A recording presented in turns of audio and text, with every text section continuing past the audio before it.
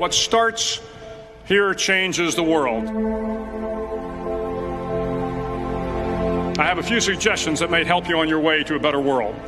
And while these lessons were learned during my time in the military, I can assure you that it matters not whether you ever served a day in uniform. It matters not your gender, your ethnic or religious background, your orientation, or your social status. Our struggles in this world are similar, and the lessons to overcome those struggles and to move forward, changing ourselves and changing the world around us, will apply equally to all.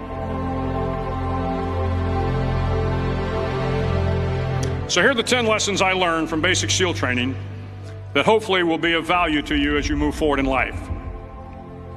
Every morning in SEAL training, my instructors, who at the time were all Vietnam veterans, would show up in my barracks room, and the first thing they'd do was inspect my bed. If you did it right, the corners would be square, the covers would be pulled tight, the pillow centered just under the headboard, and the extra blanket folded neatly at the foot of the rack. It was a simple task, mundane at best, but every morning we were required to make our bed to perfection. It seemed a little ridiculous at the time, particularly in light of the fact that we were aspiring to be real warriors, tough, battle-hardened SEALs. But the wisdom of this simple act has been proven to me many times over.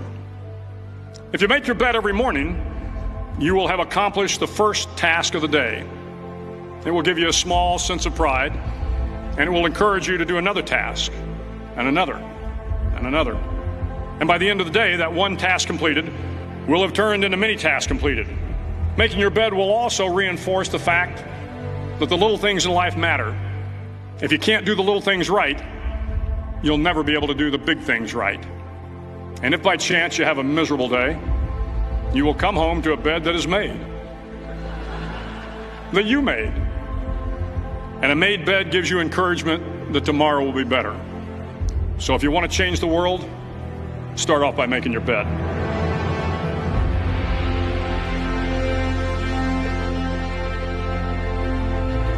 During SEAL training, the students are all broken down into boat crews.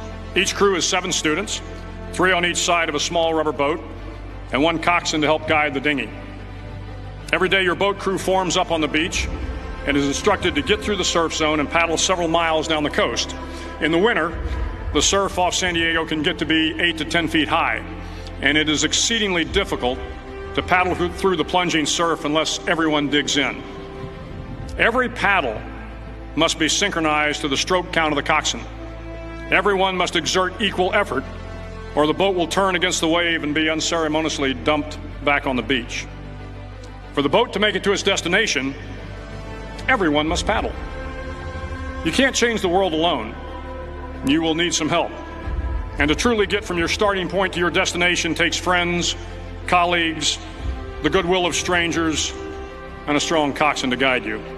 If you want to change the world, find someone to help you paddle. Over a few weeks of difficult training, my SEAL class, which started with 150 men, was down to just 42.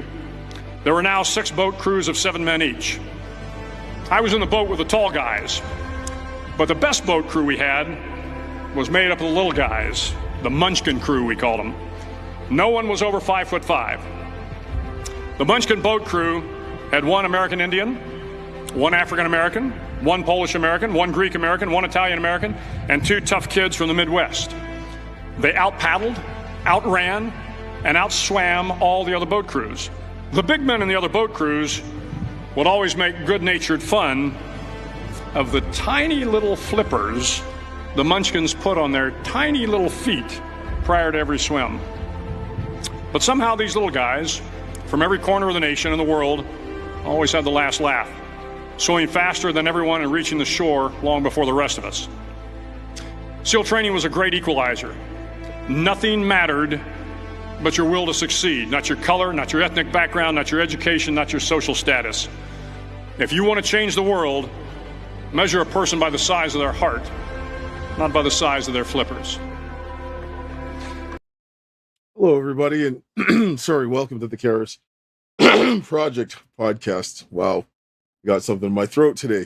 Today we have with us Wes Acton, and he is a family advocate and working to get justice, and does stuff with the oh geez, I'm drawing a blank today. So I'll Oh, let no you problem. continue the introductions. This is my old age catching up with me. So welcome Oh, to the show. understand that completely. And there's something in the air. I got a little bit of a thing with my throat lately too. I woke up all feeling not very well either. But yeah, working with the Family Justice and Accountability Act, been working with a lot of different just families that's been struggling with the family court system for many years now. Yeah, I've been in this fight for, oh gosh, the last 9 years, helping families be reunited. But during and then after COVID is when it got really difficult because they changed laws, they changed rules that no one voted for. Suddenly the court system was different, and they did it on purpose to take the children. And like Francesca Amato says, the system's not broken. It's designed to be this way, to take advantage of families, to keep people always in the court system, uh, draining us of all our resources, all our um, yeah, profits, expenses, anything they can to just keep us in the system as much as they can, and that we can never succeed, improve, grow, build a life for ourselves and our children. And then it just breaks down good mothers and fathers. I try to put these categories in the core system. There's the good, safe parent, and then there's the abusive parent or the neglective parent. But the good, safe parent is always the one that gets the harder road to plow, to go through. And it's just much more difficult for the good safe parent because they know the good safe parent's going to work their hardest and spend every penny they can to get their children home safe. And that's what happened to me. Yeah. Yeah, and like and sometimes they do it right because they have to make it look like they're actually doing something, because if not, then people are going to be like, what are you doing here, right? And they won't Oh, buy into it. But for the oh, most part, exactly. yes, the most responsible parent is the one who gets thrown under the bus. Oh, exactly. The court system, the judges, the lawyers, the CPS workers, any type of social worker, it's all a pantomime. They don't really study the law. They don't really go by the book work. Their their expertise is mental and emotional manipulation to get the good parent to react in any way they can. They'll say, oh, they're hostile, oh, you're dangerous, oh, you're neglective, and then if you're too docile, if you're too calm, oh, you don't have the temperament to protect your children. So they're ready to catch you all the time instead of work with you to give you a better life so you can truly help your children grow, improve, develop, and become functioning citizens one day. It's It, like when I tell people I help them with their court cases, like when you're done with all your paperwork, like anything here, do not film it, show all the stacks of your documents, do not put it on social media that you're ready to go. Congratulations, you got the documentation right, you got all the laws kind of memorized, you have all the amendment B alpha 10392. That great. Don't say it.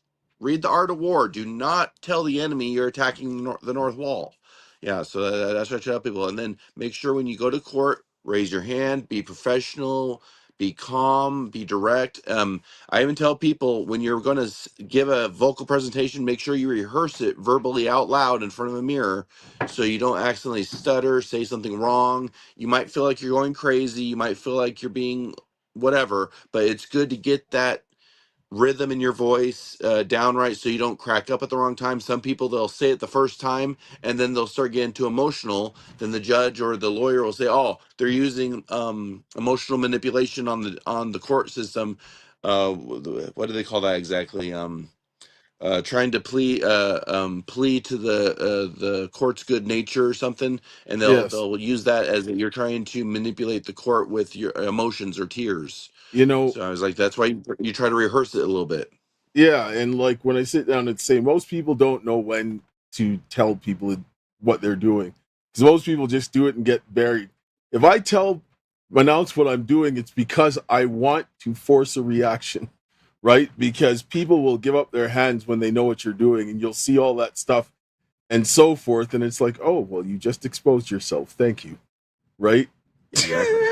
But most times you just do what you need to do and get done. But the funny thing is when you tell these people, like some of these people, that you're going to do things right, they can't fathom it. They think that you're going to do something shady, right? They can't Oh yeah. understand that people want to do what's right. And like, so if you're like, Yep. okay, well, I'm going to do this in the best manner, they're going to think that you're going to be shady because that's the way they are, right? That's why they treat Oh, us in the way that they do inside of the courts. You're like, I'm going to look after my kid and do what's right, and all they hear is you're going to be shady. oh, exactly. And they do that on purpose. They actually feed that too to keep the parents fighting with each other. Like, well, if you don't say this, your wife might say that. And then to the women, well, was he abusive in any way? They try to feed the conflict. They want to feed uh any type of an aggression or mistrust to keep them at each other. The only time like co-parenting works is when both parents truly have the best interests of the child at hand, in their hearts, that they want. I've seen some co-parents where they really do have a good schedule, like, okay, I'll take Johnny to baseball, then I'll take Susie to violin practice, and then and then the mom will be, that's great, I'll get some shopping done, and they're in two different homes, but they still work with each other.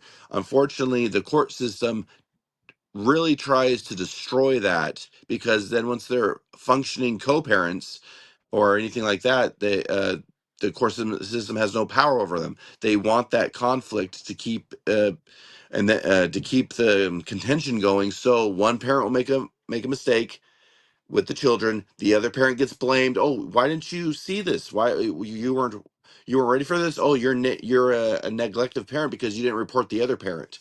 They keep us at each other's throats all the time, and it's a well designed game they play with us. Well, yes, and they use it to take people's money, and there should be a deterrent to actually go into the court, because if you go into the court, they should make it harder on the people who are being unreasonable, right? Because the default Yes. should be figure it out yourselves. But if you have Mhm. to come here, don't expect mercy, because you're going to get consequences. Because they should be forcing them. Either you're going to work on a schedule, or you're going to come back and come in front of me and be in contempt. Because if you can't figure it Mhm. out, and I have to do it, then you're going to get punished. Because if you're an adult and you have a child, you should be using work structuring your life around making that child develop into the best human being. I was never a person that believed in taking a child away from a parent. My oldest daughter, I mean, she was into some things. She was on drugs, all kinds of stuff. I was like, look, you can be sober when you see your kid. Like, I never had to give her anything, but I still did it anyway, because my daughter needed to know who her mother was. I limited the exposure, and she got, out of all her kids, I was the only one who she got actually more access to, and has uh because all the other kids' fathers, they were just like piss off and just went about their way, right? Mhm. And so she didn't really get to Oh, see any of her kids. oh, that's terrible. Same thing with my ex-wife. She has no access to my children at all, and I really did my best to get her the help she needed. Um, After our third child was born, something changed. I really wish there was a diagnosis, but I couldn't get anyone to help me get her diagnosed that she had an issue, because everywhere I went, it was always the same thing. Oh, this too shall pass. Everything in the Lord's time. It is what it is. When God closes a door, He opens a window. It just the same pep talk, the same excuses everywhere I went. I went to counselors, church leaders. I mean, I've said that several times in a couple other interviews too, but it's true. You go to authority figures, and it's like they don't want to do their job. They just want to go through the motions, so they feel like they have that authority. They don't want to take on the responsibility of actually looking after their charges. Like if a church leader, feed my sheep, they're supposed to be looking after the flock. Same thing with a counselor. They just do the same thing. Oh, how did that make you feel? Oh, well, here, let me just write you out a prescription here. It's just the same thing over and over again. It's avoiding accountability, avoiding responsibility, and doing the bare minimum, and putting on a show to look like you're doing something really great. It's all just pantomime, a show with so many so-called professionals, Hmm. these days, that they have their degree on the wall, they have their certificates, but they have no education in their heart, and they don't really care in their heart. They have no education in their head, and they have no care in their hearts for people that they should be looking after. And then they turn that around on the parents, saying, well, why aren't you doing your best for the children? Well, I'm working 2 or 3 jobs. I'm come home, brush my girl's hair out, help with homework, get the chores done, make some sort of a decent meal. I don't like just doing all the microwave meals. I like having a nice, good, hearty meal for my children, so they can see that dad was in there, making a good memories for the kids. Those times in the kitchen, making a meal with the kids, and then making sure the kids learn how to do chores, learn how to take care of themselves, learn how to do their homework on time by themselves, instead of feeling like you got to push a wet rope all the time. And if kids don't learn that, they don't grow up to be decent human beings, and then they're raising their kids. I mean, look at the world around us. This Yes. parenting has not been working, this of not getting the kids accountability, responsibility, and proper discipline. See, people get discipline and punishment mixed up. Discipline is being appropriate, disciplining yourself. Punishment's completely different. People get that confused. Yes, and I think that the parenting issue, they really don't give fathers the respect that they need in the courts. And what the women are going through now, they have to understand that these family courts were first designed to grind men down into powder, and that's what they did. Because I remember when I was a kid, it was the men that were getting destroyed, and all the crazy women were getting the kids, and this was the norm, and they would reward them. And then it was never supposed to stop at the men, but they needed to get rid of the protective men and break them down and create more fatherless families. And then when it got turned on the women, they don't stand a chance, right? Like they don't. And so But we're seeing that right now. Yeah.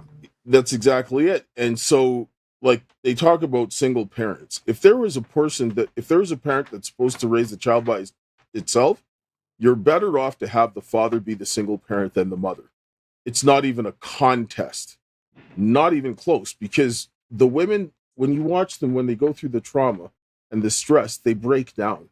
And I see this happening. I see them, they're getting out, and I'm not saying this is just the way they are.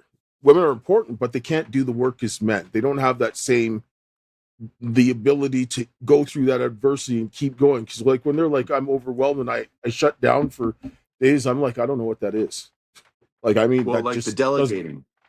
Yes. Yeah, well, like one thing I noticed that again, it's because we're different. Like, well, women have that great ability of like nurturing when the child has an injury, need a band-aid. The mom can sing a nice a nice song, or say something soothing to the child. And then for like development, like instead of saying, "Hey, can someone take out the trash?" No, I do this. Safira, get the trash. Cassidy, can you put the dishes away? And I make sure it's clear, precise instruction. And that's just how it doesn't make that one is worse, one is better. That's not how it is. It's just that we have our natural instincts, our natural temperaments that we were designed. Well, like the law of the jungle. There's the papa lion.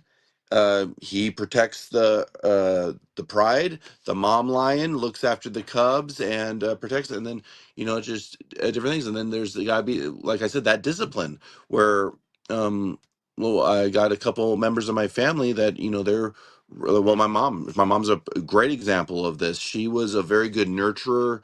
She looked after me. I was very blessed because my mom and dad are still together after Yes. 50 something years. That really helped me learn that, okay, my mom let my dad be a man.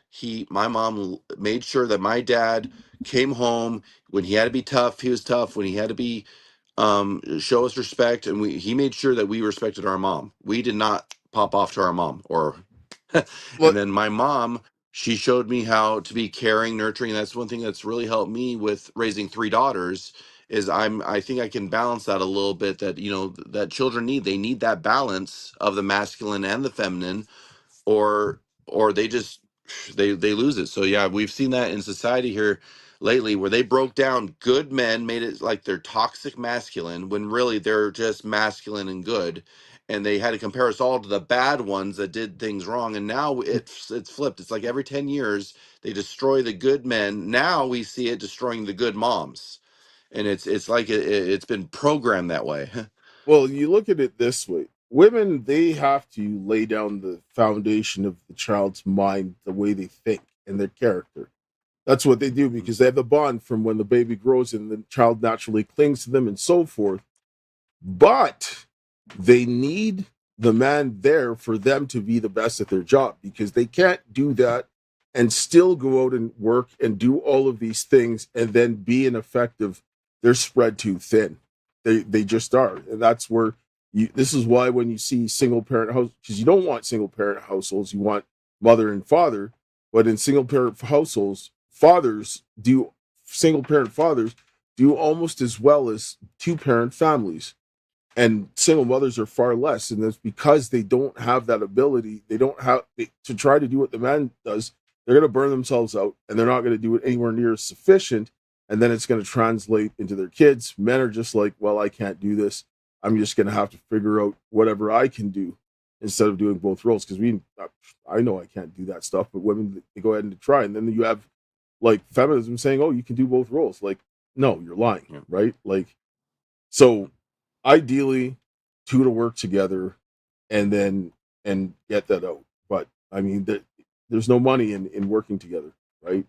Oh no, basically greedy men are the ones that convinced women to get out in the workforce. So then they raise the prices, everything, because then now there's a two income household, so they raise prices on everything. Now you have to have two incomes to even raise your children. I had to have two jobs just to have to try to keep my house back before COVID, and I was doing really good. But once COVID hit, man, that was almost very few people could survive that because it was just really difficult to keep your home, keep a decent work, a decent job, and take care of the kids at the same time. It was insane, and yeah, it was really difficult. A lot of I've talked to so many different single parents now that discussing the exact same thing we are because. Uh, oh my gosh, yeah. There's so many stories I run across that similar situations we just brought up. I have a couple moms that look like they really got it figured out better than most, and then there's because they went through they had a good father in their lives and they saw how that delegating tasks to the children.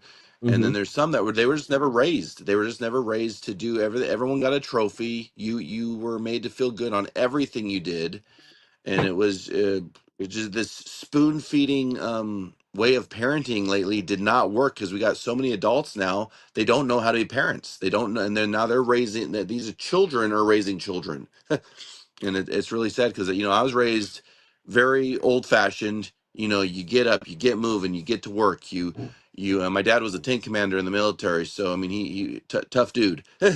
And then my mom, she was raised on a ranch, so she knew that you get up, take care of the animals, you get breakfast going, you start your day, you get things done.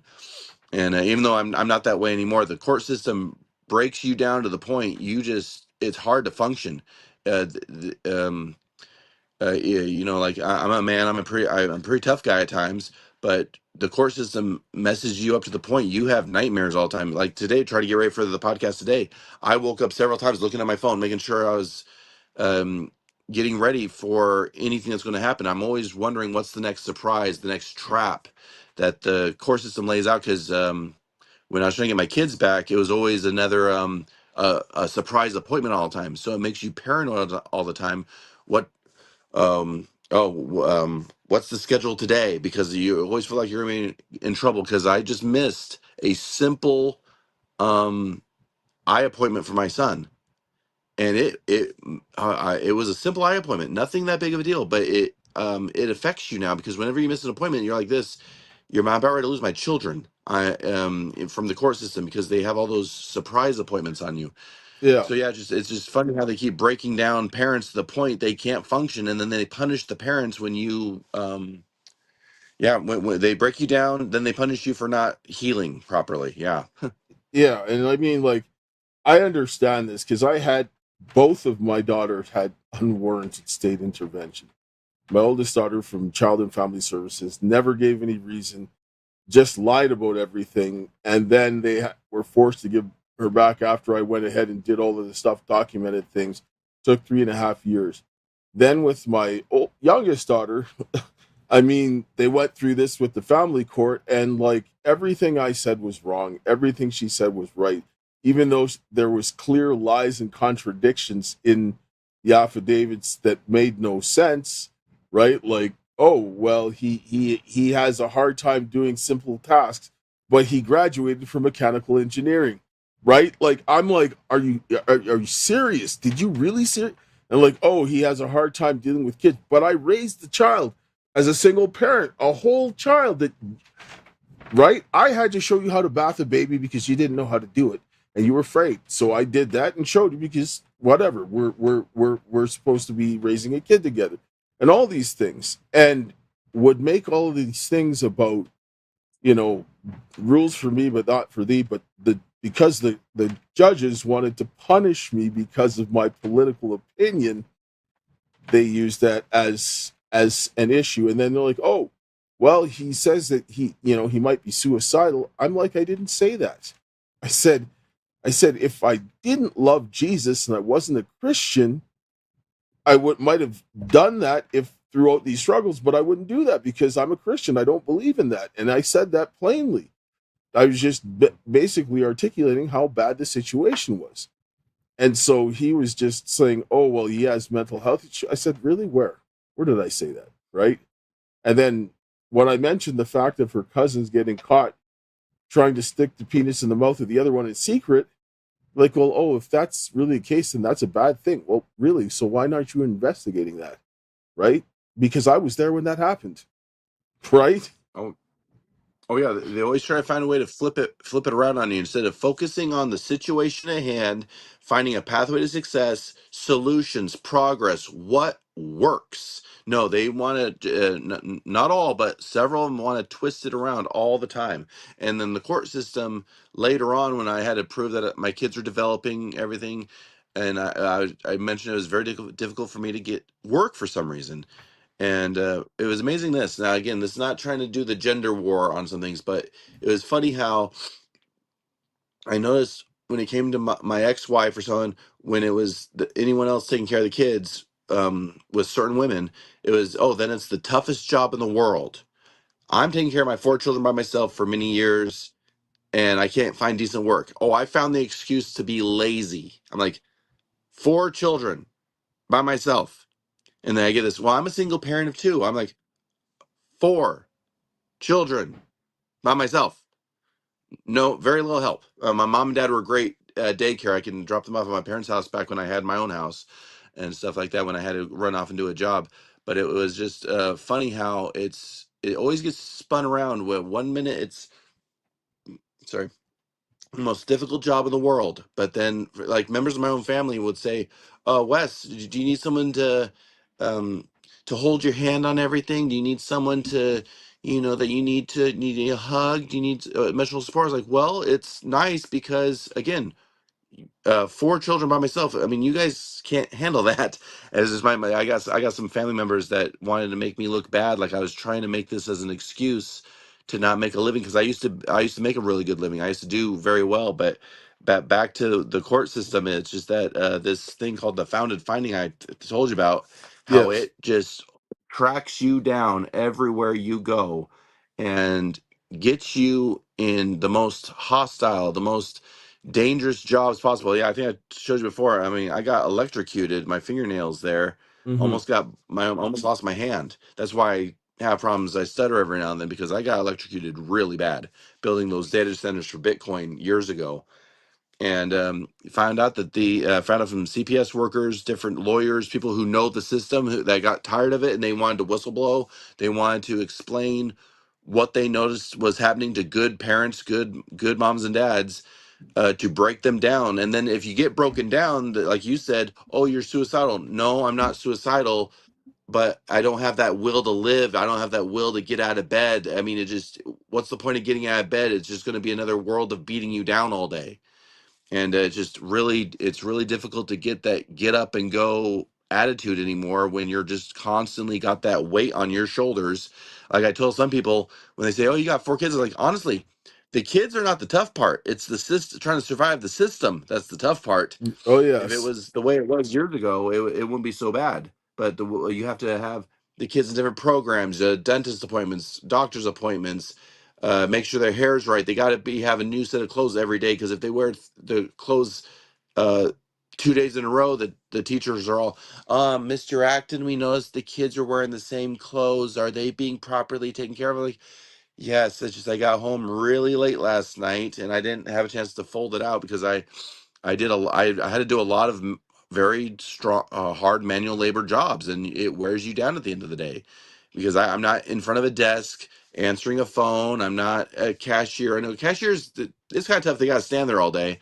But no, I was on a jackhammer. I was lifting up steel strut. I was building those data centers. I was a plumber with a 300-pound router. I had not, no joke. That router was a 300-pound router, is the general router with a cast iron base, to Wow. clean out sewer lines. I'm like, I'm dealing with human waste. I'm not a dentist that comes in like, yep, those are teeth. Zzz, zzz, okay, bye. That'd be $3,000. I had to do different work.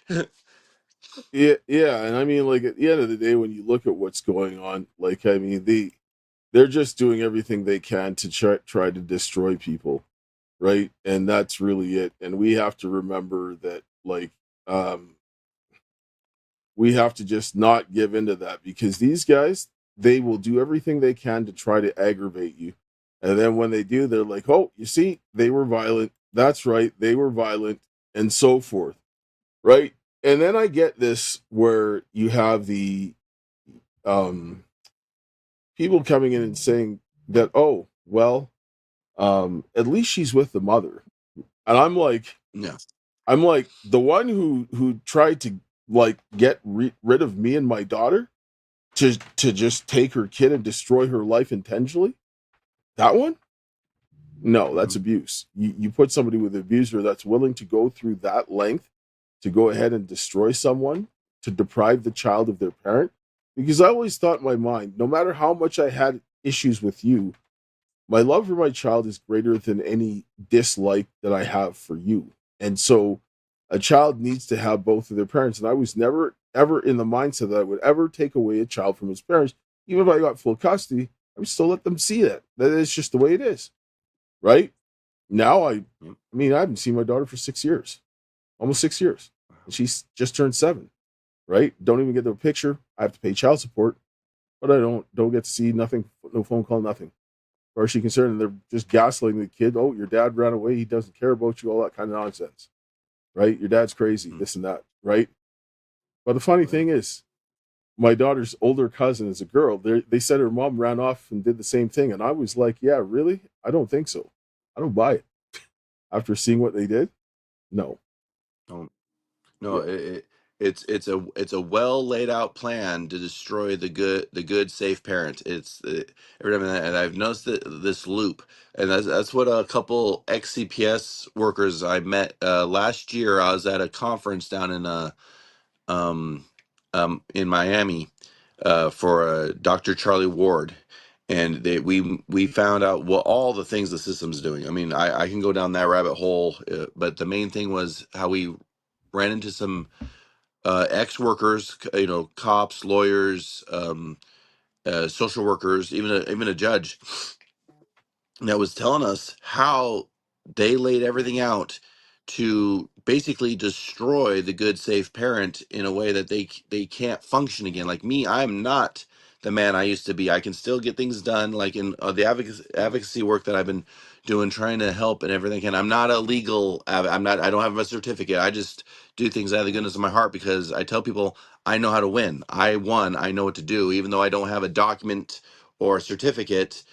I know the strategy. I know the pathway to success, and I've been able to help a lot of parents navigate that. And I don't charge. I don't. And there's no. I just have a nice conversation. I give them um, some background of what I've been through. I try to make sure it's not legal advice. I'm just telling you my story and seeing if my story can help you relate. So it's not legal advice, just giving you a heads up on what I went through and what I was able to do to get out of that. Because I took 3 psychological evaluations. One of the evaluations is that, oh, he seems a little too submissive. I was like, wow. Just the other day, I was told I was trained, I was violent, and no, I can't. Children might not be safe around me because I had a few tough situations in my life. Never arrested, never anything, just some situations that someone said about me. It was hearsay. I was like, you guys have no proof. You're just giving an opinion, a suspicion, a concern, and that I'm demonized. And then when I take the psychological evaluation, I seem too docile and submissive and unable to protect the children. I was like, so which is it? You guys go back and forth all the time.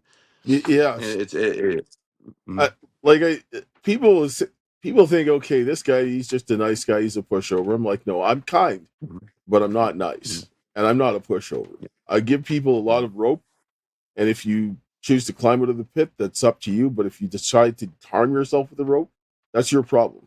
And then consequences happen. This is why a lot of people don't understand when I start doing things, because I give you time, and then if you don't, then this happens. And it has to happen because I'd rather, deal with things in an easy manner, but it doesn't mean that I won't do what's necessary. And that's that people today don't understand that. They don't. They think that they look at that and it's like they take kindness as a sign of weakness. And I'm like, you have no idea. The kindest oh yeah, people I know were the ones that you should never mess with. Don't interfere with them yes. because they want to be The left the alone. quiet ones you gotta look out for. Yeah, well, like a situation you and I have both been aware of lately is just giving someone enough rope to hang themselves with, because I had some people on me saying, "Hey Wes, what you gonna do about certain situations, about you got to get tough." And I was like, "Well, no, that's not how. Because if I get too tough, I'll automatically be labeled the toxic masculine misogynist narcissist. I got to handle things in a calm, cool, collective way. Make sure that we expose things the right way, and then same thing with me, like my daily routine. I have some routines, like for scripture reading. I have my scriptures always open on my dresser, so I can just go over and read a little bit, because I was always trying to get. I want to be a minister. I wanted to do more things when I was younger, so I always wanted to make sure I had a fresh scripture in my head every day. My ex-wife said that was lazy. I was like, wow, okay. I'm trying to do something that with a very busy schedule, that you can at least have that little bit of up being uplifted a little bit every day, but that was considered lazy. I try to exercise during the day too, just right before any bathroom routine, just go do some squats in the bathroom real quick, hold this, just different things to get your day going better. And then they always some people, for some reason, they always want to make it sound like you're doing something wrong. And that's one thing I've noticed in the court system too, is they've programmed people to always see the negative. When someone's really trying to achieve, someone's trying to grow, someone's trying to improve themselves, they got to find a way to knock it down. And I don't know Yes. why that has been programmed. And I've noticed that, like, in kids who've been raised in the foster care system, they were trained to strike hard, strike first, show no mercy. And then they go out into society, then they end up committing crimes and getting in trouble all over again. That's one thing I brought up one time. As they wanted to make me feel bad about a couple things I did with my kids that might not be exactly to whatever standard they make up of the day. I was like, what's your success record? How many children do you have pictures on your wall of that they grew up to be functioning adults, that they have their families now? Do you guys have a success record at all? Because I do. Well, Yeah.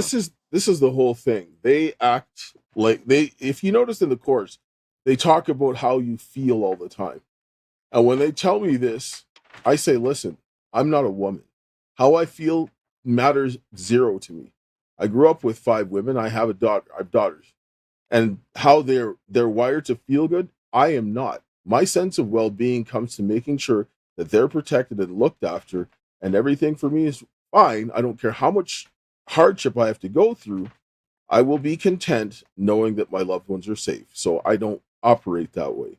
So when they say that, they're just using that, trying to make that emotional type of responses and make that all about that. And I'm like, no, if a man's emotional like that, you have a dangerous man.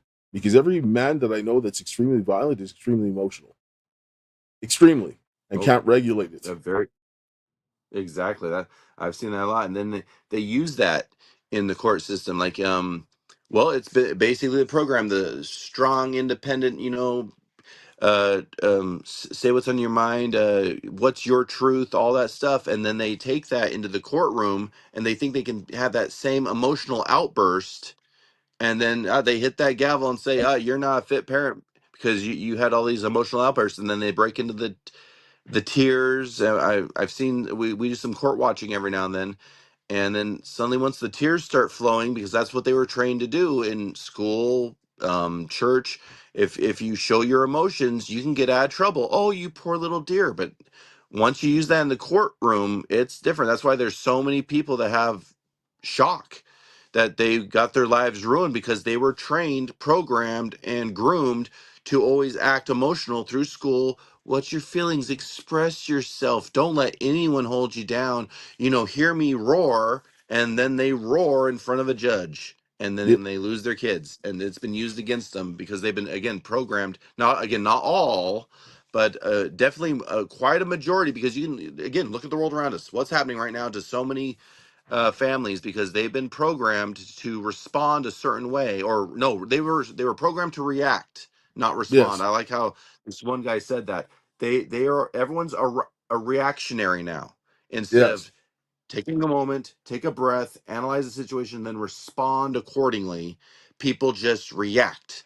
And yes. they think that's being brave. They think that's being strong and independent. They think that's showing your truth. No, it was all set up so you can react that way. They can use it against you, take your children, throw you in jail, and keep you in the system for the rest of your life. And then you don't have a really good time with your children. All the memories lost. Like you said, you've had several years without your daughter.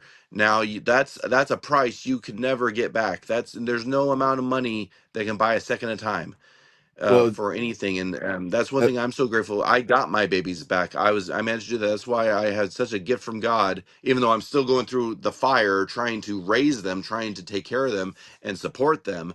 I still have these wonderful memories of my kids. That's why I try to work with other parents, help them have that as well. well, that like we're gonna take a short break here quickly, but I was Oh, gonna just sit down and say, because I gotta play a commercial.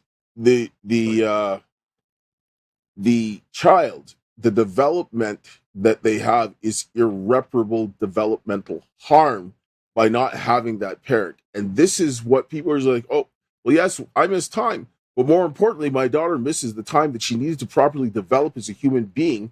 And somebody decided that they're going to deprive them of that for no good reason.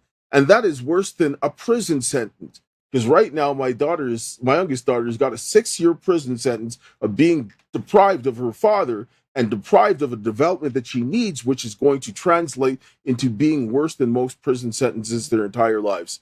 And this is what they're doing. And this is why these judges, they need to get dealt with. But anyway, let's take a short break and we'll be right back. Hello friends, my name is Keisha and I'm a proud member of the Métis Nation of Saskatchewan. And I'm also a survivor of human trafficking. My trafficking began in Saskatchewan, moved into Alberta, and even crossed into the United States. I was stalked, hunted, and ignored by the very systems over the last 5 years that were meant to protect me. This is why, with my father Dale Richardson, we started the Caris Project.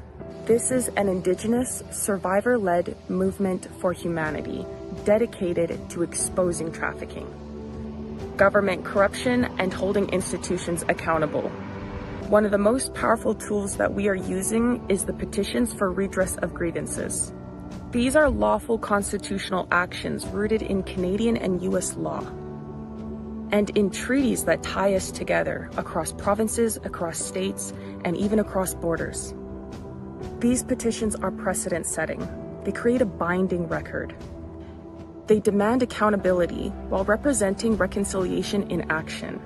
Indigenous and non-Indigenous people working side by side to preserve liberty for all. But we cannot do this alone. We need your help to keep this movement alive, to raise awareness and to build a legacy of justice for Indigenous women, for trafficking survivors, and for families everywhere. Thank you. Please stand with us. Your support makes this work possible. Together we can restore justice, heal families, and defend freedom. And I will close with my favorite quote. The greatest want of the world is the want of men. men who cannot be bought or sold, men who in their inmost souls are true and honest, men who do not fear to call sin by its right name, men whose conscience is as true to duty as the needle to the pole, and men who will stand for the right, though the heavens may fall. Thank you.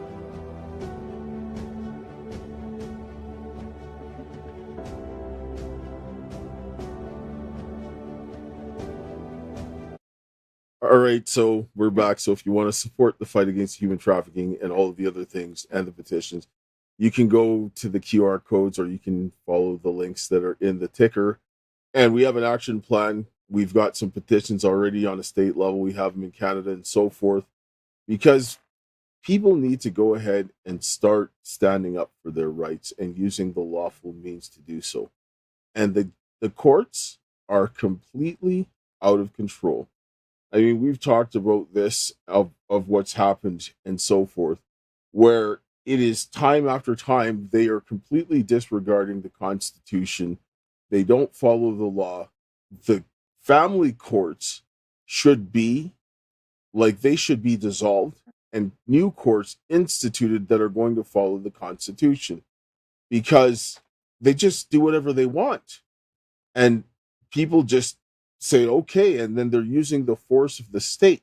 But that's a system of slavery, because you take a child away from a parent, the parent's going to do everything they can to get that child. They will not rest until that child is safe. And you destroy them and you change their focus because they're not going to do anything else. They're just not. Oh, yeah. 2016, December 19th is when I had to turn my wife at the time in for abuse. And I get the eye roll of like, oh, are sure it's not you? And I'm like, and I try not to get into the gender battle, because it sucks whenever I walk down this in the store, an aisle in the store, and I'm walking with my kids, and I get this weird look, that's just I'm a man, and it's just feeling like I'm a monster almost everywhere I go. But I had to turn her in for the abuse that was happening, and then it was a terrible battle to prove that I was not the dangerous one. And it wasn't to demonize her. It was trying to make sure it's not the demonization. It's not the pointing the finger.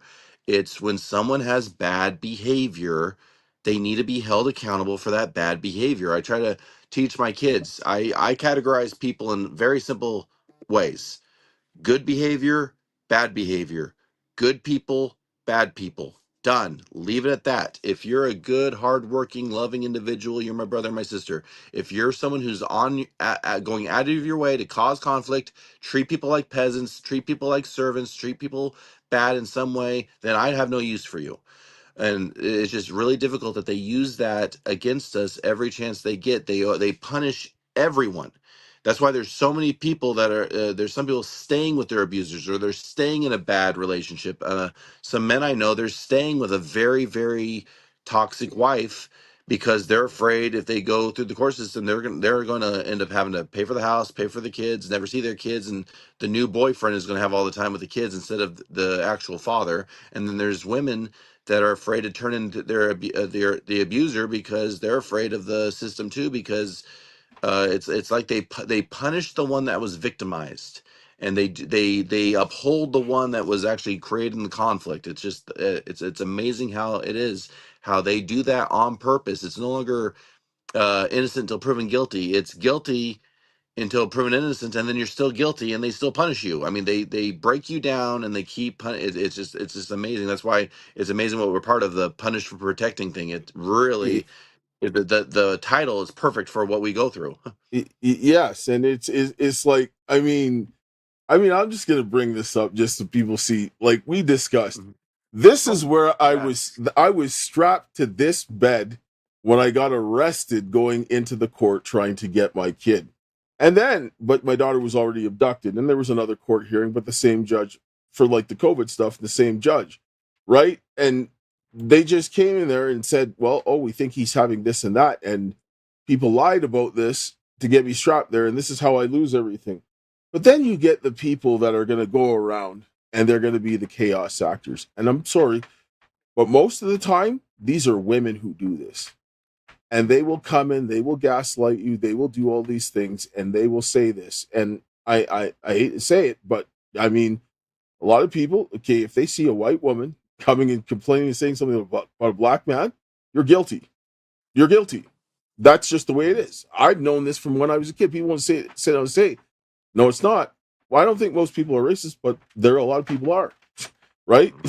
And there's a lot of people Yeah. inside of the judicial system that definitely are, right? Oh, yes. Because you can't Oh, tell me that somebody who serves Satan is not going to be racist, right? oh, Like, oh, exactly. right? Exactly. Well, they show it in the movie. They show in the movies too. They always have some thugs on a corner. Like that's the whole culture. They Yes, actually they program people through media and through movies and TV shows. Like that's an entire culture. I was like, wait a minute, what the hell? What the hell is this? Because when I was raised in Arizona, I had a neighborhood very diverse. I had neighbors that were black. We'd play in the pool. We'd go take our dogs for walks. I had neighbors that were Hispanic. We got along great. I did not know anything about racism until I moved up to benevolent Washington, where all the programming was really bad. See, I was raised in a ranch community down in Arizona. We played, we teased each other. We didn't have many problems because I was raised very more old fashioned. I was really grateful because I was raised in a nice small town environment where yes. your neighbor looked out for each other. And then It, then when I moved up to a big city type thing, that's yeah, where is like conflict thrives when you put everyone like in a beehive, and yes, it's like, and then the little groups break out and it's me versus them, tribalism, always having to find something wrong with each other. And then it's always well, there was this good analogy. This person put three different types of ants in a bucket, and they just crawling around just fine, nothing was wrong. And then the guy in charge shook the bucket, and then they all started fighting each other. Is whoever's in charge, once they shake things up to get people fighting, and we see it all the time. Yeah. well, if you're hating your neighbor, you're not going to be worried about what the government is doing. And I watch this all the time, especially on Yeah. social media.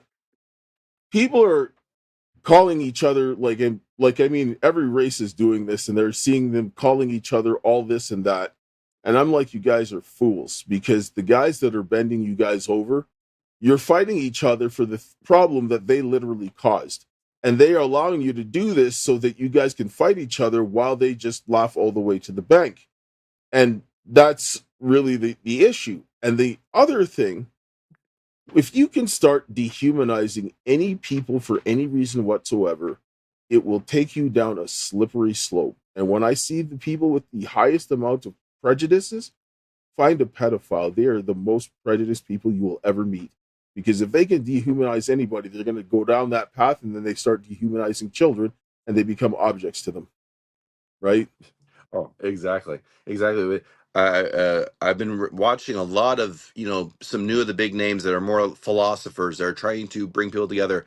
I forgot the name, but this one guy was saying whenever you see the elites, they don't see each other as race or gender. They see the money, they see the power, they see equality there. But they make sure when they break it down to the lower levels of society that we see each other based on these different categories. But they don't see each other. They see all the peasants like different types of livestock. Like here's a pin of the pigs, the chickens, the cows, Yes. the rabbits, and then making sure that they all feel, instead of one farm working together, keep them separated and at each other. And the elites, of all different backgrounds, of all different nationalities, they they even look at their own people as livestock. Yes, because you're Man, not them. They don't yeah, you're care. not I'm them. like, you think the guy that looks like you, that's just like insanely wealthy and is doing all this wickedness, that he has your best interest in heart? Well, if you do that, I Yeah. got a bridge to sell you in Brooklyn because you're out of your mind. It's Yep. you have more in common than the guy next to you that's from like a different country Mhm. than you do with the guys that are ruling over us because Exactly. they don't care. They don't want they don't want you to have freedom. They want you to be a slave. And I guarantee the guy next to you, he wants to be free just as much as you do. Yeah, exactly. My dad said it perfectly. He says, America has became basically the best, well-kept, polite, and comfortable slaves in the planet. We just don't know. We got a new chain around our necks now. It's called political correctness and being polite and making sure that we don't step out of line, we don't question anything. Why are we wearing masks? Well, because it's going to protect you, but you breathe bacteria into the rag, breathe it back into your lungs, and you're sick. That was basic high school science. Oh no, the new science says this. They've taught us to not question anything. I was like, it was insane how suddenly we have to. It was suddenly that we all have to just comply, obey, do what you're told. Don't stir the pot. Everyone's going to smell it.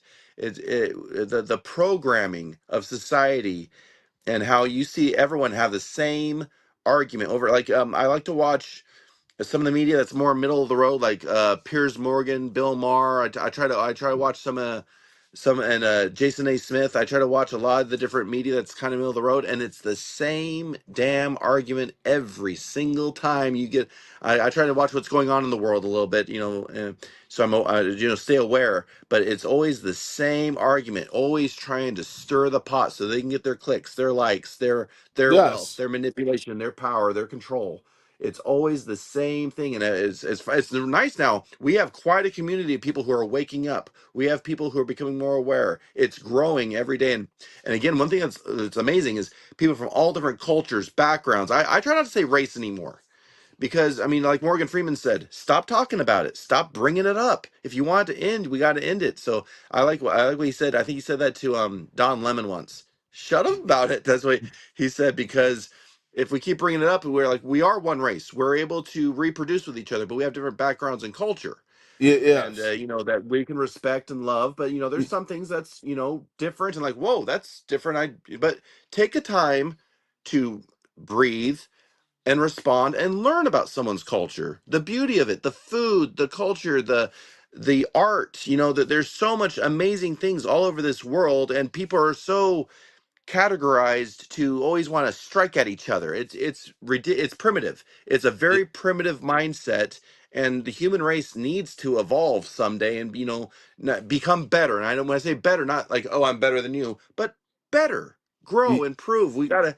That's one thing I like about Star Trek. I always liked that is when humans move past that ridiculous attitude that they had, and now they're bringing Star Trek back to wokeism again. But Yeah. that's one thing I liked when I was a kid is Star Trek, that how they evolved beyond the categories that kept us divided. Yeah. This is why we need Jesus, because I mean, without God, Mhm. this isn't going to happen. Because the one thing I can sit down and say is about the elites and the people who are controlling the system. They understand human nature very well, and they are betting their lives that our human nature will. They're using our human nature against us, and that's the problem. This is when I look at the whole situation. I'm like, everything that God says is the answer to all the problems that you see in this world, because He says, "Love your brothers yourself," and then He says, "Who is your neighbor?" And love your neighbors yourself. Who is your neighbor? And then Jesus showed the Good Samaritan, and there was nobody on planet Earth that hated each other more than a Jew and a Samaritan. And the Samaritan helped him, and that showed you who that was. And that was also kind of representative of Jesus, because He was our enemy, and He showed us love to turn His enemies into His friends. And so we need to start thinking about this. But people are like, oh, he was weak and this and that. I'm like, no, he's not. Jesus is the strongest man that ever lived. And, but people thought he was weak because of the way he did. But his character was, he never sinned. He never bet to anything, nothing. That's a character that I can't even begin to fathom in my mind. So, yeah, Oh yeah. perfect control over yourself. Oh, exactly. Well, like if anyone sees our conversation now, they'll people that will grab a hold of what was negative instead of saying, you know what? I see that in myself. I do have that bound. I do have that dilemma within myself. I can look at myself and know I need to improve and grow instead of hearing something and taking it personal. I try to tell people having compassion, being pleasant, being kind, giving, charitable is not weakness. It's actually the greatest strength there is. But some people use that and they want to take advantage of it. It's just amazing how people will use someone's compassion against them. It's something I've never been able to comprehend, because again, I'm very grateful the way I was raised. I had grandparents that were very old fashioned. If I was disrespectful, if I didn't open a door open for a lady, my grandpa would be like this: "You get that door for your mom. Get that door for your sister." I was like, "My sister."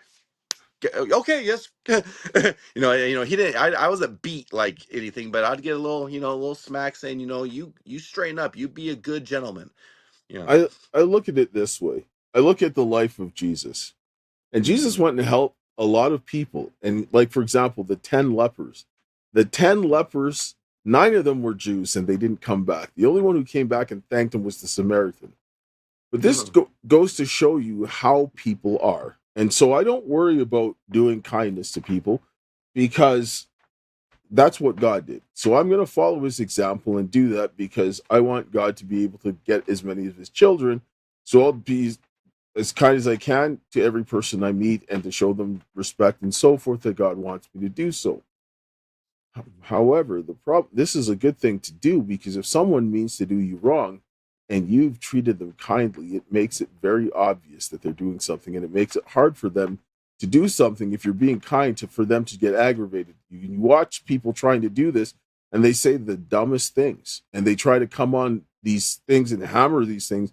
And then they'll start doing things like character assassination. They'll start calling you names and all of these things to use these emotional tactics because they don't have the truth. Yep. Oh, exactly. That's one thing I loved about, when I was reading the New Testament when I was in seminary. Then I want to be a seminary. I was a seminary teacher for a little bit, and I bring this up. Do you see how Christ? He is Hebrew, he is Jewish, and how he's holding his own people accountable. He would go to the rabbis and say, "O ye hypocrites, with your jeweled encrusted helms, your silks, your satins, what have you done for the least of these thy brethren? If I was hungry and you gave me meat. I was thirsty and you gave me drink." I mean, people like to quote scripture a lot. They think of the fire and brimstone and the devils in someone instead of going right back to the words of our Messiah. Love one another. It's a very simple concept. But Yeah. this is what he did. He kept held the leaders responsible. Why? Yes. Because of the authority that they had. And when the leaders went apostate, they would lead the rest of the nation in the same footsteps.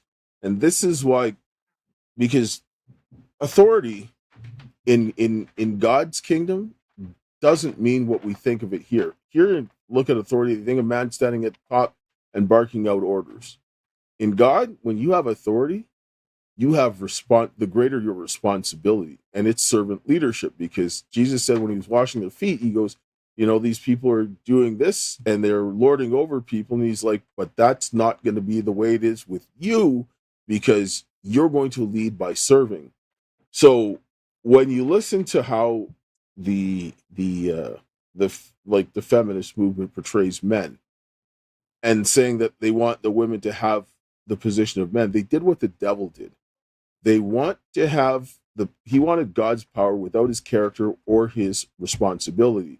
And this is the same thing the feminists that they're asking for. They want the power and authority of the men, but they don't want the responsibility or the character that is supposed to go along with what men are supposed to be.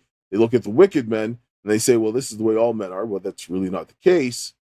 But they paint that picture and then say, well, we want the power. And then they don't get the responsibility. That Oh, can't work. That's why we're in oh this yeah. situation, Oh, right? exactly. When I was building data centers, we had the boss's sister.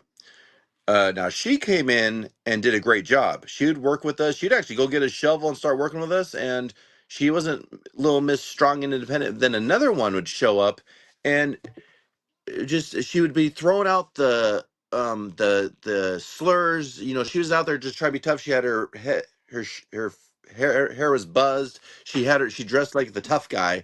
But it's funny, once it got tough, she wanted to be treated like a lady. And then Yes. here's another young woman that she was still pleasant. She was tough. She was strong. She was working hard, but she was still ladylike. And you still wanted to do for her. I mean, I saw the different. comparisons there. And then the one that's always like this, she wants to throw the punches of a man, but then as soon as anything tough came back, then, oh wait, I'm a lady, please be gentle with me.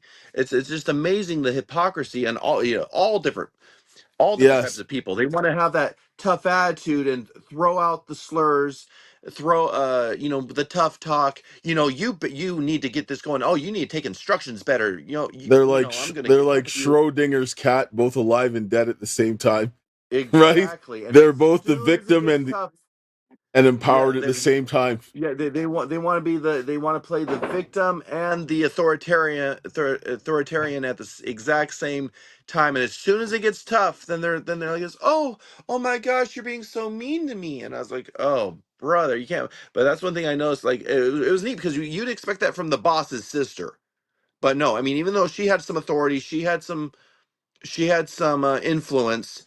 And when we were digging a trench, Tell she tell actually got a shovel and jumped down with us and did what she could. And to tell she was a little thing, but she really did what she could. And then the one that wanted to pretend that she was Miss Tough, I can do anything a man can do. Oh, in parenting. 10 minutes she was over there. It was It funny, the was hypocrisy. parenting, right? The one girl that Yes, it was was. right, and this Hmm. is why fatherlessness is a huge problem, Hmm. because when they don't have fathers, it disrupts the families, and then the women don't understand how it is to relate to men. The men also don't know how to become a man. They have a woman trying to nurture a man into being a man, which that doesn't work. You have to have consequences, and even the women that do help to do this, they still don't do it in a way that it's indicative to men, right? Like, I'm not saying that you try your best, and that's Yeah. the case, but we always want the ideal. Like, that's just the way it is, right? Like, sure, I raised my daughter, she's healthy, successful, everything else like that, but I can still see the things that would have been there if she had a mother, because I know I can't do those things. I don't have the experience of a mother and all those things, and those are critical things. Sure, can she help figure out? Yes, but what do you want to do? Make your life easier by giving them the best situation, because some people never figure it out, and then we get into this whole cycle of breaking things down. This is why, for the Cares Project, we use Malachi chapter 4 verses 5 and 6 that says, "Behold, the sin prophet Elijah before the great and dreadful day of the Lord, to turn the hearts of the fathers to the children, and the children to the fathers, lest they come and smite the earth with a curse." Right? Oh, oh, exactly. Yeah, that's exactly what it is. Because throughout my whole life, I've had wonderful mentors that were truly good fathers. I had a scout leader in Sierra Vista, Arizona. I called him Brother Goodman. I mean, really good, wonderful, compassionate man. Now he's involved in some politics down in Arizona. I haven't touched base with him in a long time. I had another wonderful scout leader up here in Washington named Monty Merrill. He had so much good wisdom. It was just seeing the good fathers, and it's just really heartbreaking that so many good fathers are being demonized, and the acts of bad men has been used against good fathers, and that manipulated women have been worked over, that they go out and cheat on a good man. They demonize him in some way. He gets in trouble. He doesn't see his kids, and now we've seen it with now I know some wonderful mothers. It's been switched around them now. They went and reported their abuser, and of a bad man that men like you and me are getting compared to, and now we're seeing the bad men getting the kids back. And I was like, that is insane how the court system, as soon as there was an awakening of showing how good men and how children need men. Now they flipped it. They want to keep the division going, because now in what I've been working with, I know some really wonderful mothers that were just living their life. They were good to their men too, and then they got in trouble. The flipping of it has been really bad, but it started with breaking down the good, uplifting father in the home. They broke down a lot of good men and demonized them, and to the point, a lot of good men, they're shell shocked. They're not getting up and fighting like they did. And some of the groups are in, like, we need some more men in the groups. Like, they're scared. It, They're scared of saying something slightly wrong. It's gonna be turned around on them, and then they're gonna be demonized as a toxic misogynist it, narcissist all over again. yes, and when a woman goes after you, she goes after you. Like, I mean, I've had some women that they didn't like being exposed, and they just went on a mission to just try to destroy you to everybody they can. And they see somebody crying, they automatically, oh, he's guilty, blah blah blah. I've seen this happen so many times, and this is where they sometimes you need to have men in certain spaces and women in certain spaces, because it's a lot less confusion. Like, for example, like people are talking about, because of all this stuff in the Me Too, men are leaving women alone at work.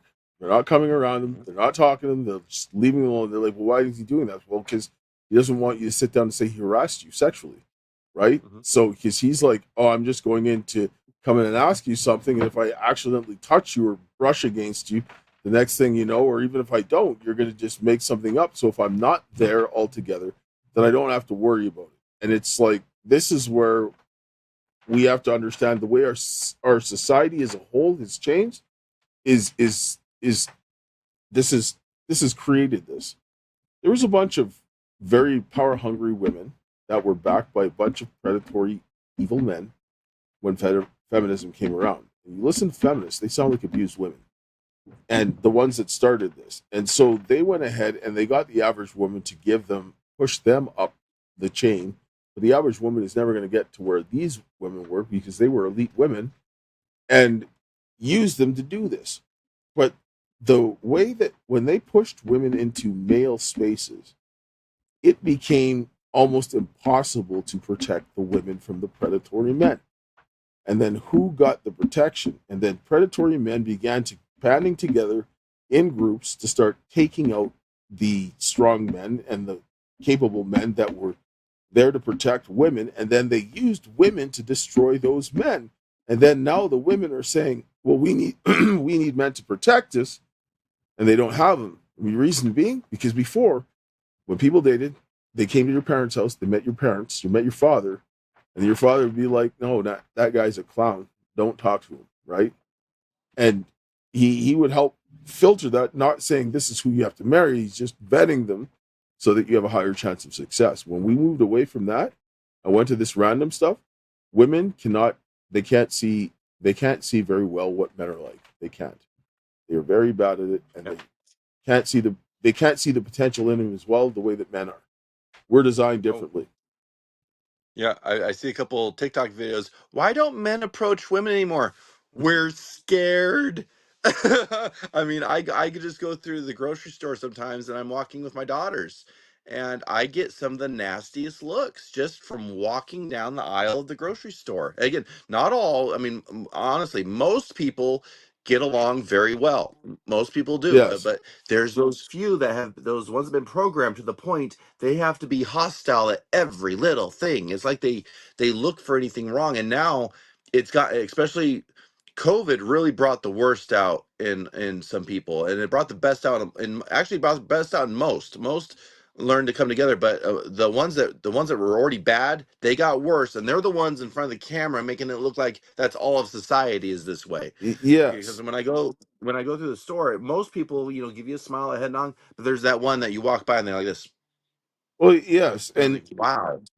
the thing I want to stress to people is that men and women were designed to work together, and they're far more effective together than they are apart. But and women putting themselves in male spaces is a foolish idea. Like, I mean, Mm-hmm. you're never going to be able to work like men in male oriented tasks. You're just not. That's just And they're nonsense. not even comfortable. Mm-hmm. I can't go and do female oriented tasks and expect to excel in them. No, I'm not. So we need to go back to something more like that is going to work, where human beings thrived, where we work on building families instead of destroying them, and so forth, and not allowing this adversarial type of nonsense to go on. Because of the way you look at the mentality of people, it's bad. And then when you have the abuse that happens, and nobody should be abused, when women are triggered and they are abused, they're very hard to deal with. They're hard to deal with because everything triggers them, and you try to help them, and they'll unleash on you, right? And then the men get defensive because they're like, that's why you need to have the right people to work with the right people. That's all there is to it. Oh yeah.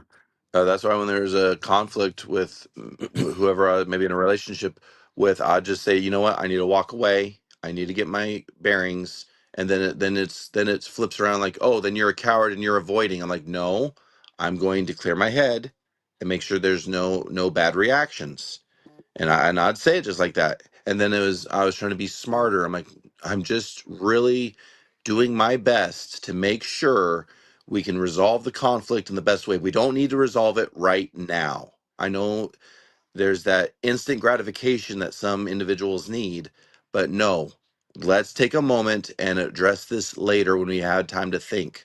And a lot of people just cannot get that figured out. We don't need to resolve this conflict now. Like there's a few other conflicts I've had with work where I had some coworkers having issues with each other, and I was trying to say, well, you know what? Let's wait for the right opportune moment. I love the saying from a very, very wise philosopher, Captain Jack Sparrow. Wait for the opportune moment. There's certain things that just really stuck with me, and just making sure you address the situation in the right way. Not everything has to have immediate results. You can take a moment to breathe. And like you said, women in men's workspaces, they're not even comfortable in men's workspaces. There's lifting bricklayers. I mean, men's workspaces just doesn't mean you all become CEOs.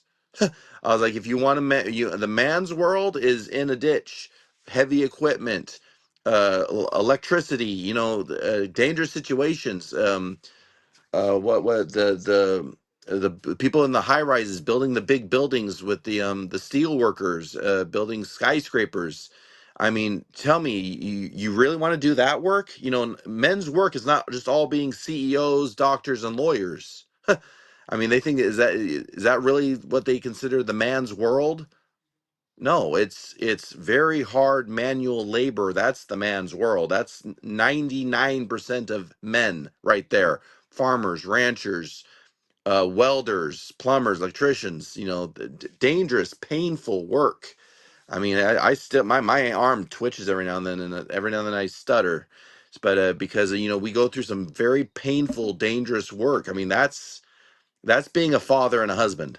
Yeah, like I mean, I was a tradesman. I was a heavy duty mechanic before I got into engineering, and engineering is also a profession that's dominated by men. And Mhm. when it comes down to this type of thing, I can see why. And I, not saying that women can't do math or any of that kind of stuff. That's not what I'm talking about. Men, we see things in a very different way. We're protectors, and we think about the consequences as we're doing things all the way. Sure, they can train some women to do these things, but they don't come second nature to the way that men do. And if you look at all the best engineers in the world, they're men, right? Like, I'm not sitting down and saying that women can't do some of the stuff, but they're not going to be the thought leaders in those fields because they're designed for the way that men think, because this is what we do and how we strategize. Women do things very differently, but you need, in human development, you need both sides, right?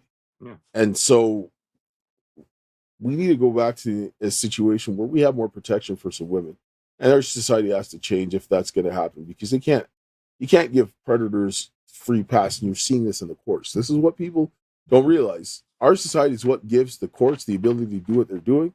And then the more laws that we pass, because we're going to have to repeal a whole lot of laws, because the more laws that you pass, the more control the government gets, because they're like, oh, we're going to enforce them. And they use this. And this is why when they split up the families and they took the fathers of the home, the state becomes the father for the child, for the child, and the man for the woman, and then they need to go to the state to do the protective things that the man would do, and then they get more laws and they take more control. This is why feminism and Marxism go hand in hand. No, exactly. I forget who said that Mm. uh people were conditioned that women divorced their husband and married the government. They were just because the man is out of the house does not make you strong and independent. If you still have someone taking care of you, then you're not strong and independent. If you're still having something else provide for you, that means you just married another entity. You didn't stick with the original nuclear family that has always been successful through the test of time. That has always been a successful process that God has designed that the right way. And then very wicked individuals, very greedy, controlling individuals twisted it. So yes, predators can have the excuse to isolate the victim they want so they can pounce. And now look what's happening to a lot of women now. Now they're OnlyFans. Now they're now being. There was a thing years ago. Oh, prostitution is the oldest profession. How dare you men push that on us? Well, now you have more rights. What's happening now? OnlyFans. Now being inappropriate and being dressed very provocatively is now called empowering. I was like, wow, no, there's nothing wrong with dressing attractive, but it's amazing how the hypocrisy was that men forced some women to be a certain way. That was the thing. And now that they have their rights, now that they're not that they have the rights, but now they pretty much got what they said they wanted. They don't have a good man in the house. Now they're being inappropriate in front of a camera. I mean, it's just amazing how it went that way. Now it's called empowering when it was considered something shameful. And it because was either way, men were being blamed on that one. because The good men. I mean, when the bad men are the ones that got it going. Yeah. because when push comes to shove and a woman is in a bad situation, she takes her clothes off. That's the really it, because women, they need to go and attract attention. They attract attention for men, but men, we don't do this. Men go and create circumstances for something to happen, right? That this is what we do, and we're fundamentally very different on the way that we carry out tasks. We may do the same thing, but the thought process in our heads are different, and this is what people have to understand. And there is need for both. But for what the man does, the woman is not going to do. And what the woman does, the man isn't going to do very well. And this is why we have to do this. This is why we have to, go back to kind of the way God set the order. And if we followed that, it would be so much better, because women would be thriving. They wouldn't have to be dealing with all of this nonsense.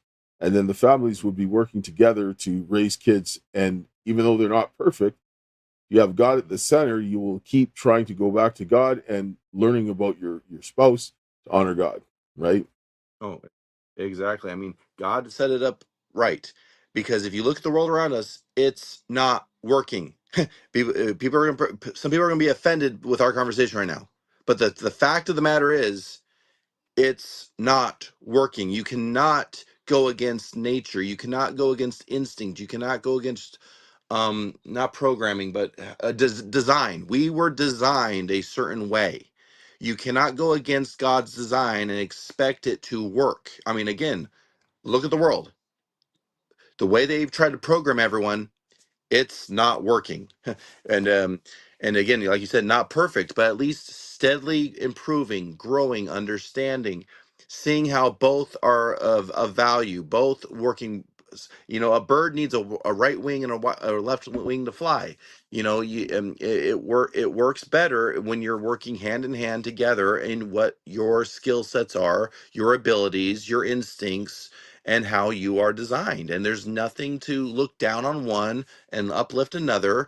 It works in balance. And that's one thing I love about certain things about martial arts is things being perfectly balanced, calm breathing, understanding, perspective, making sure you see the qualities in both and what the weaknesses are in both, and really recognize your weaknesses.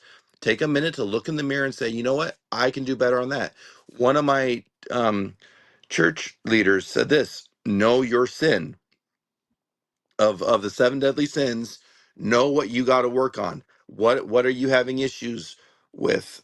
For me, I honestly can say I don't have an issue with greed. I don't have an issue with envy, and I don't have an issue with gluttony or slothfulness. But pride, wrath, and lust, I gotta say, are things I struggle with, and that's why I try to keep those in control. And to truly know yourself, like anyone who watches our conversation and probably gets a little pissed off at something that might have been said. Well, no. If you're pissed off, that means look at yourself, see why you're upset with what might have been said. Is there anything that you need to work on? Like when I hear something that kind of tweaks me a little bit, I do this. Wait a minute. Why is that affecting me? Does that mean I got to work on something? Does that mean I have to figure out something for myself before I start attacking someone else and being upset with someone else? Why did that affect me? it's affecting me for a reason. I need to work on something. And that's one thing a lot of people well, it's been programmed in a lot of people to not take accountability. That's your truth. I mean, I don't know what's your truth. There's truth, and then there's being false. And Yes. people want to hear your truth. It's more like your own delusions, your own fantasies of what you want to be instead of what you need to be. Yeah. Yes, and I don't subscribe to that your truth. Like, listen, no, you have maybe your version of events, but Hmm. then I have my version of events, and then what actually happens is the truth, and God knows the ultimate truth because we see things from a perspective. But saying that, that's like everybody has their own measure of a yard, and then we're going to try and build a Hmm. bridge. It ain't going to work. This is why we have to have certain things that we have in common, and that's where we really need to get back to that. This is We need to have, actually, one of the things that we really need to start talking about, and it's about fixing the situations between the men and the women, because if we don't do this, society's going to be cooked. And do I think it's ever going to get perfect? Absolutely not. I'm not under any delusion. I know I'm a Christian. God has to eventually put this down, but I do know that God is going to give us a little reprieve so that his work can get done. And so that's what I'm counting on, because God never lies. So that's really it. Hmm. And that's where we need to start focusing on, because the women that have been abused, the men that have been abused, if they don't start dealing with their issues, they're going to go into the next relationship and they're going to bring those behaviors. Because if you've been abused by someone, you're going to have dysfunctional behaviors as a result of that abuse. And then you're going to do things that will trigger people and so forth. And then women have to understand that men can read them like a book, their actions and so forth. And predators will make you feel good. Good men, they'll tell you the truth, which sometimes hurts your feelings. Oh yeah, predators know their prey very well. And that's one thing that was brought up is like, Wes, do you bring this up because you? And I was like, no, I respect a lot of women. I know some women that are amazing leaders because they took their trauma, they took their pain, and they turned it into something productive. They didn't take their trauma, their pain, and turn it into a weapon to attack everyone else. They took it and built. That's why there's so many wonderful individuals, both men and women I'm working with right now, that took it, learned, grew, improved, and now working together in amazing ways. Going back to God's law, and we have good leaders of both because they are working within their skill set, their Yes. gifts, their passions, and they have built that, and they can branch out and maybe dab their toe in a couple other little things, maybe something that a man has to do, and then like me, I have to be both dad and mom since I don't have a wife with me anymore. I had to dab my toe and be more compassionate, and had to I had to work it, but I didn't just embrace and put on a skirt. I just made sure I saw things from my daughter's perspective, made sure I handled it so I could work with their emotional needs. And I wasn't just Mr. Drill Sergeant all the time, me man. No, I made sure I calmed down and made that my daughters got the tenderness and the compassion that they needed for being young women. And it doesn't mean you have to go all one way or the other. I mean, I'm going to be in a man's world, so I got to get a buzz cut and a tattoo and walk around like this and spit. No, that doesn't mean you have to become a biker dude to be in a man's world. And Mhm. men, to understand women, you don't need to put on a skirt and makeup.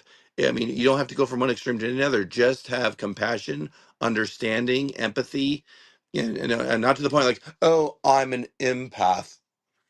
When I hear someone say that, I just can't take them seriously. There's being empathetic though, and understanding. Mhm. Yes, and I think we need to we need to go back to the basics and so forth. I think maybe we should have Oh yeah, a conversation with a couple of women on some of these topics, yeah, yeah. because Go back to God's design. Yeah. yes, because we need to start focusing on rebuilding families, because Mm-hmm. out of all this whole trafficking issue and all of these things that are going sideways, the best defense for this are strong families. Because Mm-hmm. if you have a mother and a Yep. father working together, how does the court come in to take their kid? They can't, Oh yeah. right? And Mm-hmm. even when it comes to CPS and stuff like that, it becomes extremely difficult when the father and the mother are on the same page, right? For them to come in and do that. So they generally like to go to the broken homes because it's a much easier thing to do. Like my ex-wife, if she didn't do what she did, they would have never got. How is the court going to get my kid? Right? They wouldn't have. They wouldn't have been able to get in there and interfere. But it's because people make those decisions. So we need to start going back there. Yeah. Before you go, because I know we're gonna running up here on time, can you tell people where they can reach you, how they can find you, how they can help you? Oh, it used to be a lot easier to find me because of social media took down my really good platforms. But now on Facebook, it's Wes Acton, Randolph West. It's basically my dad and I are working together on the same Facebook page. I'm working with him on his phone number, his name. That's actually Facebook on here, and then TikTok, Wes Acton. It's pretty easy to find me. I'm pretty much one of the only Wes Actons out there. So. And then yeah, TikTok and Facebook is the main platforms I use to get some networking, advertising of what we're trying to do, what we're trying to bring together. We're trying to bring people together and be realistic on everyone's strengths and weaknesses and understand your weaknesses. And admitting to having a weakness does not mean um you're at a disadvantage. Actually, you're in a much greater advantage when you're aware of your weakness. But yeah, that's where people can find me, so I can help navigate. We can get together. We're trying to grow and bring a community of all different people together to work together, and it's been really enlightening. But yeah, Wes Acton, Randolph West is Facebook. That's the best way I could do, because I used to have a really big platform. I was teaching parents how to get their kids developing, growing without being too rough, because you don't want to have chores and you're yelling at them all the time. I turned chores into a game. I called it baby step chores. I'd have one kid unload the dishwasher, the next kid load the dishwasher, so they felt that feel of accomplishment, Yes. but not being overwhelmed. So that's what we do there. So that's what people. And then on social media, if I fill you out, see if you're someone I can help with or not, then I'll give you a phone number then. But yeah, just on Facebook or TikTok, that's the easiest way to reach me. Those are my two bigger platforms. All right. So give them a follow and share the video and so forth, like, subscribe. And, we need to get these stories out more and have more discussions like this and push these things through the grassroots, because the mainstream media is never going to talk about this. Only when the people start doing it themselves, then they'll get their attention, and then maybe start trying to do that to cover themselves. But they're not going to just pick this up out of the way. But we're starting to see some judges getting exposed in some of the independent media, which I was watching on X this week, and family court judges, and they need to get dealt with 100%. Oh yeah, it's good to seeing that the elites are starting to sweat a little bit. Yeah. Oh yes, and I'll close here with a prayer, because we Okay. need more prayer in this Yeah. period. Oh, amen. Yes. Oh, Heavenly Father, Lord, we thank you for this day. We thank you for your love, grace, and mercy. Lord, we thank you for the discussions that we've had here today, and help that it would reach somebody, that they would get some ideas on how to do things better, and that they would be inspired to stand up and do what is right. And bless the work that Wes is doing, and continue to give him the strength to do what is right. And Father, help the men and the women that we would come together, Lord, to rebuild our families, our churches, our community, and our nations, and to have some protection for the children who need it the most, is my prayer in Jesus' name. Amen. Amen. All right. Thank you guys all for coming, and we will